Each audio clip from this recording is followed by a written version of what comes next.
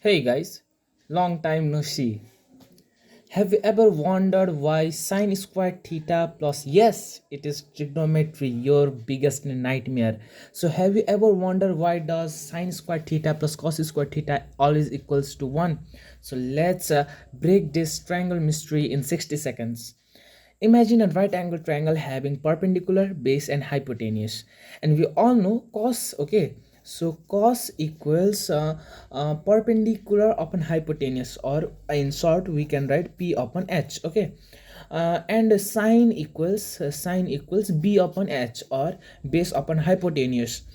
And we don't need cos, we need cos square. So if we put square in cos, okay, cos square, and we have to represent an angle, so I represent theta, and we have put square in this side, so we also have to put square in this side as well. And same goes for sine square theta, and we have to put square in this side as well. And our equation is cos squared theta plus sine squared theta. Okay, so we in cos squared theta we got p upon h whole square, and in sine squared theta we got b upon h whole square. Okay, and if we open the bracket, we get p square upon h square plus b square upon h square. So b square upon h square. And so how does this prove that the sine cos square theta plus sine square theta is 1? uh, okay, we can see here the denominator is same, right? The denominator is same, so we can write the same denominator.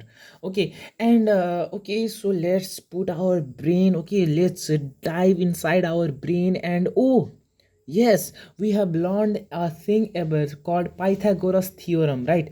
Which the theorem which tells h square equals p square plus b square. Okay, which tells h square equals p square plus b square. And the denominator is same, so we write numerator in same place.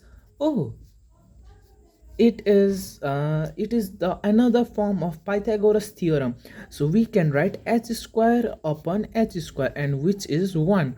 So we have proved how cos square theta plus sine square theta is 1. Okay, so, and that's why sine square theta plus cos square theta equals 1. It is not a magic, just math power.